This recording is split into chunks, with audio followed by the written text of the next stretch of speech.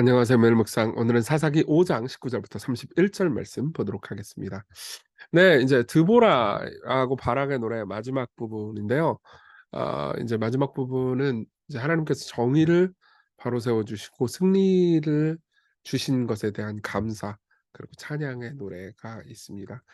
19 절부터 내용 볼게요. 왕들이 와서 싸울 때 가나안 왕들이 무기토 물가 다안악에서 싸웠으나 은을 탈취하지 못하였도다. 그러니까 와 가지고 인제 우리나라를 다 약탈하려고 그랬는데 아무것도 약탈하지 못했다. 근데 되게 재밌는 게 여기서 물가 다안악에서 싸웠다고 그랬잖아요. 물가라는 걸 기억해 놓으세요. 왜 그러냐면은 이제 우리가 이제 뭐 어제 보긴 했지만 4 절에 보면은 비를 하나님께서 내리셨다는 표현이 나오거든요. 근데 보세요. 물가인데 비가 와. 어떻게 되죠? 예. 물가 강인데 비가 오면은 강이 불어나잖아요. 그래서 잠기고 군대는 혼란에 빠질 수밖에 없죠. 그러니까 이제 하나님께서 이제 바락을 통해서 시스라 인제 상대편 군대 장관이죠. 군대 장관을 이기게 한 전략은 예상치 못한 비가 내리게 하셨던 것 같아요. 근데 비가 안 올 거라고 생각했던 거죠. 예. 자기가 사실 하나님이라고 생각했던 겁니다. 만약 비가 올 거라고 생각했으면 물가에서 안 싸웠겠죠. 근데 결국은 그들의 싸움은 패배로 돌아가게 됐다 이런 거예요. 그러면서 별들이 하늘로부터 싸우되 그들이 다니는 길에서 시스라와 싸웠도다. 그러니깐 이 바락만 싸운 게 아니고 별들도 싸웠어요. 이거 왜 별들이 싸웠을까요? 별들의 운행으로 인해서 인제 비가 내렸다 이런 식으로 인제 생각을 하는 거죠. 기손강은 그 무리를 표류시켰으니 예. 기손강 때문에 막 다 떠내려간 거예요. "이 기손강은 옛 강이라 내 영혼아 네가 힘 있는 자를 밟았도다." 예. 그러니까 인제 결국은 이 시스라라는 악한 이 군대 장관 있잖아요. 군대 장관을 그러니까 하나님만 대적한 게 아니고 또 바락만 대적한 게 아니고 자연도 대적했다. 이렇게 이야기를 하는 거죠. 그때 군마가 빨리 달리니 말굽소리가 땅을 울리도다. 여호와의 사자의 말씀에 메로스를 저주하라. 너희가 거듭거듭 그 주민들을 저주할 것은 그들이 와서 여호와를 돕지 아니하며 여호와를 도와 용사를 치지 아니함이라 하시도다. 그러니까 이스라엘 백성들 중에서 같이 나가서 싸우라고 한 사람들이 안 싸운 것에 대해서 저주를 받아 마땅하다는 거죠. 그러니까 결국 그 사사기 스토리를 보잖아요. 그러면 하나님의 명령에 불순종한 것에 대해서 그것이 저주다라는 메시지가 반복됩니다. 여기엔 겁쟁이들이 있죠. 근데 반대로 겐 사람 헤벨의 아내 야엘은 다른 여인들보다 복을 받을 것이니 자 보세요. 여기 보면 저주하고 복이 대비되고 있죠. 장막에 있는 여인보다 더욱 복을 받을 것이로다. 예, 왜 그럴까요? 이 사람은 이스라엘 사람도 아니에요. 그러니까 이방 사람인데도 불구하고 용기 있게 하나님의 명령에 순종해서 시스라를 죽였기 때문이죠.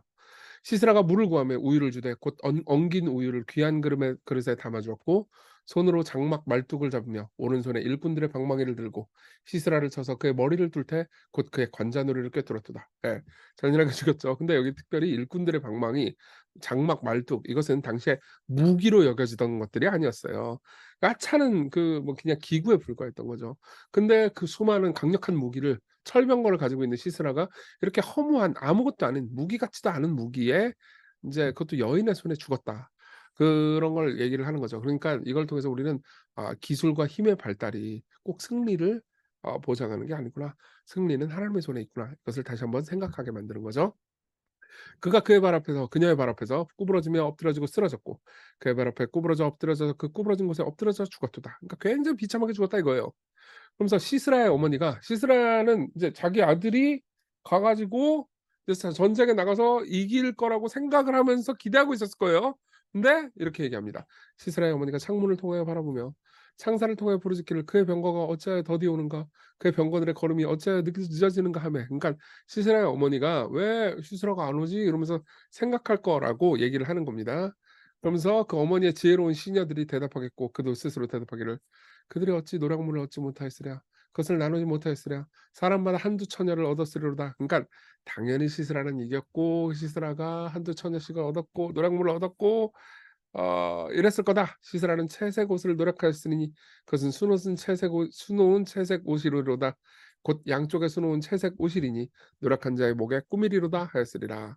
예. 근데 여기 보면 한두 처녀라는 말 있죠. 이게 사실은 이제 이게 성적으로 학대하는 창녀다. 이런 식으로 돼 있어요. 그러니까 이제 우리나라 말로 너무 점잖게 번역을 한 거죠. 그러니까 이를 통해서 우리가 시스라가 과거에 어떤 짓을 했는지를 이제 유추할 수 있습니다. 어떤 짓을 했겠어요? 예. 굉장히 잔혹한 방식으로 이 여성들을 학대했던 거죠, 그것도 성적으로. 예, 성폭행하고 당시에 전쟁에서 이기잖아요. 그럼 여자들은 맨날 끌려가서 강간당했어요. 그러니까 '그런 일을 당했으리로다. 그런 여자를 끌고 왔으리로다.'라고 생각을 하지만 사실은 어떻게 됐어요? 시스라가 죽었죠. 그러면서 여호와여 주의 원수들은 다 이같이 망하게 하시고, 이건 드보라의 말이에요. 주를 사랑하는 자들은 해가 힘있게 돋음같게 하옵소서 하니라. 그 땅이 40년 동안 평온하였더라. 이러고 이야기가 끝납니다. 예. 결론은 뭐예요? 주의 원수들은 다 이같이 망하게 하시고 주를 사랑하는 자들은 해가 힘있게 돋음같게 하옵소서. 이게 결론입니다. 자, 여기까지 내용 봤고요. 좀 적용해 봅시다. 첫째, 하나님의 심판, 정의롭다. 이것부터 한번 생각해 봅시다.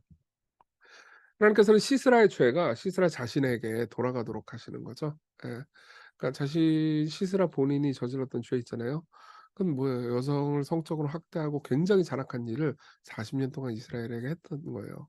근데 그 과정 중에서 그러니까 여성들이, 특히 야엘 같은 사람이 보여줬던 용기를 사용하신 거죠. 예. 그래서 팀 켈러 목사님이 이렇게 얘기합니다. 드보라는 시스라의 앞지 아래서 이스라엘을 이끌었다. 또 다른 여인 야엘은 시스라의 강간과 공포의 통치가 종식되는 수단이 되었다. 시스라가, 잘 들어보세요, 많은 여자들의 삶을 지옥 같은 악몽으로 만들었지만 두 여자가 시스라를 무너뜨린다. 큰 아이러니는 여자를 수단으로 이용한 남자가 여자들이 사용하는 수단에 의해서 죽음을 당했다는 것이다. 그렇죠? 여자를 성적으로 학대하려고 수단으로 삼았던 사람들이 어떻게 해요? 야엘이 쓰던 수단인 장막 말뚝 있잖아요. 그것에 의해 죽음을 당했다는 거죠. 아이러니잖아요. 그죠? 여호와여 주의 원수들은 다 이같이 망하게 하시고라고 이스라엘을 이끌어왔고 계속해서 이끌 여성 즉 드보라가 결론을 맺는다. 이렇게 이야기를 하는 거죠. 네, 하나님께서는 다 갚으실 거예요. 예. 그분이 정의롭게 모든 걸 갚으실 겁니다. 그분이 온 세상의 죄를 다 드러내시고 결국은 정의롭게 모든 것을 바꾸실 겁니다. 그것을 소망하는 말로 마무리 지어지는 거죠. 여러분 삶에 억울한 일이 있었습니까? 혹은 굉장히 고통스럽고 괴로운 일이 있었어요? 그러면요, 그 모든 것 가운데서 하나님께서 공평과 정의를 바로세우시리라는 것을 기억하십시오. 자, 다시 정의에 대한 소망을 묵상해 봅시다. 이렇게 생각해 보세요. 미래에 심판이 있다는 사실. 심판이 결국 미래에 있을 겁니다. 그리스도께서 마지막 날 모든 것을 바로잡으실 거예요. 그 사실은 지금 이 삶에서 반드시 정의가 실현되어야 한다는 압박감에서 우리를 자유롭게 해요. 예. 지금 정의가 실현되지 않아도 하나님께서는 반드시 가장 위대한 방식으로 정의를 실현시킬 것이다. 이게 우리에게 소망이 되죠. 예. 여러분 삶에서 억울한 일이 있죠. 내가 오해받은 일이 있죠. 그리고 내가 아무리 바로잡으려고 해도 바로잡히지 않는, 예, 사람들에는 오해와 막 분노와 이런 것들이 있지 않습니까? 하나님께서 바로잡아 주실 겁니다. 그러니까 어떻게 해야 돼요? 로마서 12장 19절, 내 사랑하는 자들아 너희가 친히 원수를 갚지 말고 하나님의 진노하심에 맡기라. 기록되었을 때 원수 갚는 것이 내게 있으니 내가 갚으리라 라고 주께서 말씀하시니라. 예. 이렇게 얘기합니다. 그리고 우리는 무엇보다 십자가를 보면서 하나님께서 결국 정의를 바로 세우실 것을 소망할 수 있어요. 십자가를 보십시오. 하나님께서 죄를 하나도 남김없이 갚으시리라는 그분의 의지의 표현이 십자가 아니겠어요? 그분은 우리 죄를 떠안는 순간, 우리 죄를 가지고 전가받는 순간 어떻게 하셨어요? 하나님은 하나님의 아들이라 하더라도 죽임을 당하도록 하셨습니다. 예. 그만큼 죄를 미워하셨던 거예요. 예. 그러한 하나님께서 결국 우리의 억울함을 내버려 두시겠습니까? 예. 결국 모든 것을 갚으실 겁니다. 제이디 그리어라는 인제 설교자는요, 이 본문을 설교하면서 이렇게 얘기해요. 예수님은 야엘처럼 모두가 약하다고 생각했던 적을 기습적으로 죽인 뜻밖의 구세주가 되실 것이다. 그쵸? 사탄을 그분이 십자가로 죽이셨죠. 그리스도 안에서 억압은 끝났고 정의가 회복되었으며 그리스도 안에 있는 사람들에게 하나님의 사랑과 생명의 태양이 힘차게 떠오르고 우리 문제가 깨지고 모든 안개와 어둠이 사라진다. 네, 그럴 겁니다. 그날이 올 겁니다. 염려하지 마시고 하나님을 신뢰하면서 오늘 내가 억울한 일이 있더라도 내가 한 모든 일이 다 이해되지 않더라도 하나님께서 밝히 드러내실 날이 있다라는 것을 소망하고 그분의 영광을 바라보면서 오늘 하루를 살았으면 좋겠습니다. 우리 같이 기도할 때 정의가 바로 세워지고 모든 악이 끝날이라는 믿음과 소망을 가지고 삶을 살게 해달라고. 그리고 십자가와 부활을 보며 우리가 고통당하고 있습니까?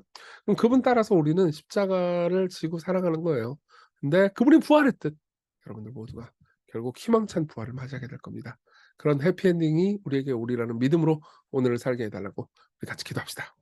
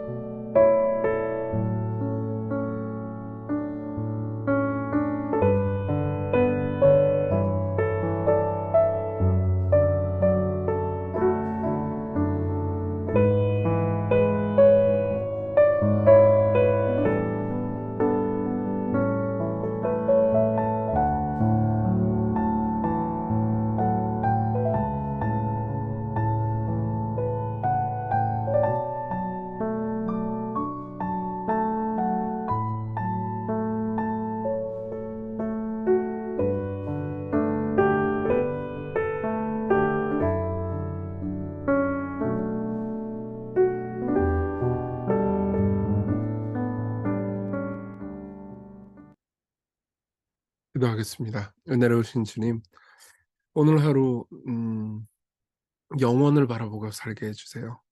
지금 당장 우리가 느끼는 억울함, 분노, 우리가 경험하는 열매 없음 때문에 좌절하기보다는 어 오늘을 사용하셔서 영원한 해피엔딩을 이루시리라는 하나님의 열심을 신뢰하면서 살게 해 주세요. 예수님 이름으로 기도했습니다. 아멘. 네, 하나님의 은혜 안에서 오늘 기쁜 하루 되세요.